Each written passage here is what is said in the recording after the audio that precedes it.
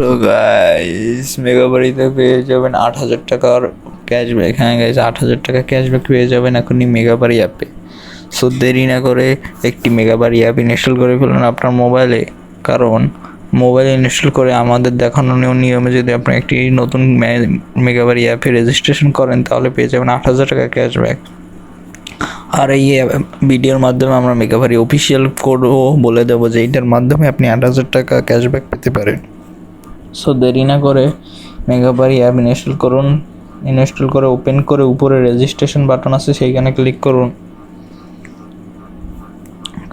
তারপর on ক্লিকে click করুন।